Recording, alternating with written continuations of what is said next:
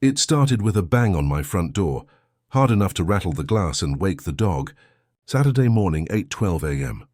I was still in work boots, dirt under my nails from setting the last cedar post. The smell of fresh-cut lumber hung in the air when I opened the door. There she was, Marlene, president of our HOA, clipboard in hand, eyes like she'd been waiting for this all week.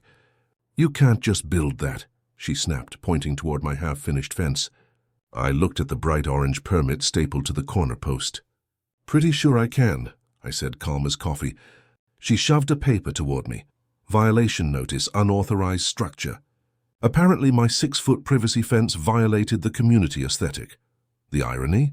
Her yard had a 12-foot flagpole, 2 pink flamingos, and a wind spinner that could blind pilots. Still, I kept my tone even. "Didn't realize cedar was against the bylaws," she smirked. "We'll see what the board says." Then she turned and clicked away, heels stabbing the asphalt like a metronome for bad intentions. That's how it started. But she wasn't just trying to make me tear down my fence. She wanted to make an example. By Monday, I got the first email from the HOA, $500 fine due in 10 days, plus a mandatory inspection to assess compliance. The inspector was, surprise, Marlene's husband. That's when I decided to stop reacting and start documenting. The next week became a pattern of petty warfare. My trash bin was cited for being visible from the street. I got a warning for improper lawn edging.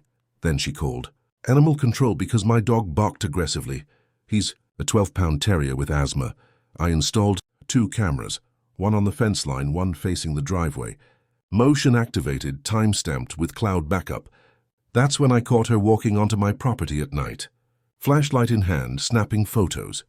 Trespassing, so I emailed the HOA, copying her and the entire board. "Please advise if President Marlene has special inspection privileges outside posted hours." Attached footage. No response. But the next morning, the orange permit was gone from my fence post. Ripped clean off, now it was personal. I went to the county clerk's office and requested a copy of my building permit file. The clerk smiled when I explained why. "You're the 3rd person this month to ask about HOA interference," she said. "You'll want to see this." She slid the document across the counter. Official stamp, my name, and one very important signature at the bottom. The approving officer? Marlene's own brother, the county zoning director. I smiled. Well, that's interesting. Turns out the HOA never checked with zoning before issuing violation letters, and their president had approved my fence on paper before calling it illegal in person. So I started building again, post by post, slow and steady. Every nail was another reminder that I wasn't breaking rules. I was following them better than she was. The next HOA meeting was in 2 weeks, and by then, I planned to have my paperwork lined up like dominoes. Because if she wanted to play policy hardball, I was about to show her who signed the permit she'd tried to weaponize. The night before the HOA meeting, I sat at my kitchen table with 3 stacks of paper, county permits, HOA bylaws, and screenshots of every email she'd sent me. My printer hummed like a metronome of revenge. Outside, the new cedar fence stood straight and clean, lit by the soft glow of my motion lights. Every ping of my phone was another notification from the cameras. She'd passed by twice that night already, pausing just long enough to glare through the slats. It was almost ritual by now. I opened my laptop and pulled up the county's digital records. Everything was public.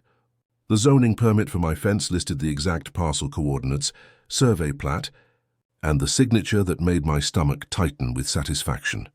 Approved M.K. Trower, Director of County Zoning Relation, brother to Marlene K. Trower, HOA President. The irony was thick enough to sand. But I didn't want to just humiliate her. I wanted proof so airtight it would read like a procedural manual. I started by cross-referencing HOA bylaws. Section 4.2.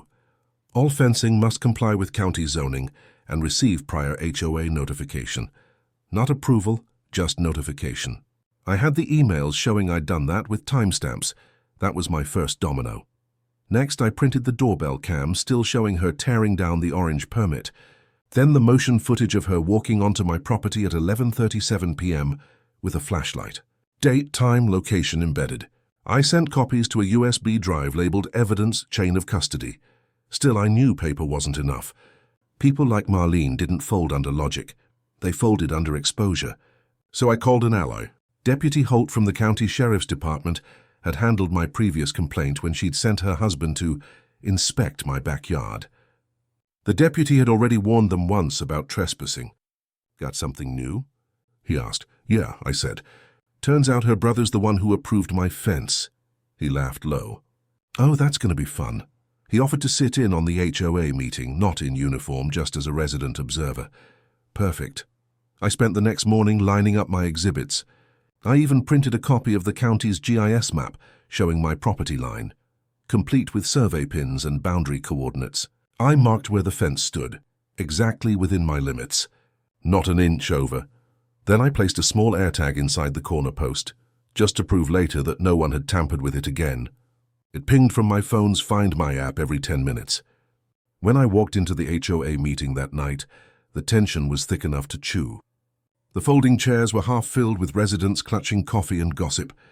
At the front, Marlene sat with her usual smirk, flanked by her husband and the treasurer, Mr. Hayes, she said as I took a seat. We'll be discussing your fence violation first. Of course, I said. I brought documentation. She blinked like she hadn't expected that word. I slid a neat stack of folders across the table, one for each board member and one for the HOA's recording secretary. Each contained the full chain: permit, time-stamped notification email, county map, and the approving signature. Her husband leaned over, eyes narrowing at the page. Then he whispered something, but she didn't respond. Her face went pale. The treasurer looked at me. This says your permit was signed by her brother? Correct, I said. Director of County Zoning. Fully authorized. The room rustled like dry leaves. I didn't raise my voice. I didn't need to. Then I added, I've also documented multiple trespass incidents by President Trower, including removal of official documentation. County footage time-stamped. I turned my laptop around. On the projector screen behind me she appeared, caught in night vision, flashlight in hand, ripping my permit from the fence post. You could hear the air leave the room. Her mouth opened, but nothing came out. That's when Deputy Holt cleared his throat from the back of the room. Evening, folks, he said casually. Just observing tonight. But for what it's worth, we take removal of county property seriously. Silence. The kind that tells, your power just shifted, and that was before I showed the final card I'd been holding, one email that would turn her little crusade into a full-on backfire. I clicked to the next slide on my laptop. The projector washed the room in white light. The screen showed one simple thing, an email from Marlene K. Trower to HOA board subject. Unauthorized fence will make him tear it down regardless of permit.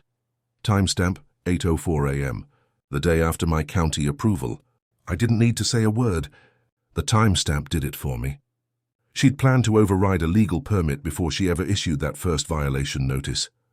A murmur rippled through the chairs, neighbors whispering, papers shifting. The treasurer leaned back, crossed his arms, and said, That's not procedural, Marlene. Her face stiffened, the confident smirk replaced by something brittle. It's out of context, she said sharply. We have aesthetic standards, I interrupted, quiet but firm. County law supersedes HOA aesthetic preferences. Section 4.2. And I met the notification requirement. You've been enforcing personal bias, not policy. Someone near the back chuckled. Then a neighbor, an older man who'd been fined twice for his garden shed, stood up and said, Sounds like she's been picking winners and losers. That cracked the tension. People started talking all at once. The meeting unraveled fast. Questions about where dues were going, why inspections were random, who'd approved the board's new landscaping contract. You could see years of quiet resentment catching fire in real time. I waited. Let it burn a little. Then I spoke again, measured. I'm not here to embarrass anyone. I just want the board to follow its own rules. My fence is legal. My property is mine. That's all. It was almost merciful. Almost because the treasurer motioned for a vote right there, all in favor of rescinding the violation and reimbursing Mr. Hayes's fines and inspection fees. Every hand except hers went up. Then the deputy stood. For record, he said, the county will be reviewing this as an ethics issue, given the family connection between the HOA president and zoning director. That's not my jurisdiction, but it's already flagged. Marlene's husband muttered something under his breath, but it was too late. The story had left the room. 2 weeks later, she resigned. The official notice said, for personal reasons, but everyone knew the real reason, was sitting 6 feet tall and built out of cedar. The county opened an internal review of her brother's office. They found no wrongdoing. He'd approved everything properly, but the optics were enough to get her banned from the board for a year. The HOA issued a public apology and refunded my $500. I used it to buy motion, lights for every corner of the yard. The fence still stands straight and solid. Every time the wind moves through it, I hear a kind of quiet satisfaction, the sound of boundaries holding firm. Last month, a new neighbor stopped by. He'd just bought the house 2 doors down. Heard you had a run-in with the HOA, he said with a grin. Mind if I ask how you got through it? I just pointed at the fence. Document everything, I said. Stay calm. Let the proof speak, he laughed. And if they still come after you, then make sure they know who signed the permit. Sometimes justice doesn't come from shouting. It comes from showing up with every receipt, every timestamp, every truth lined up in black and white. So if you're dealing with an HOA bully or any neighbor who thinks power is a weapon, remember this: rules cut both ways. Use them better than they do. Drop your story in the comments. Someone out there probably needs to hear how you won yours.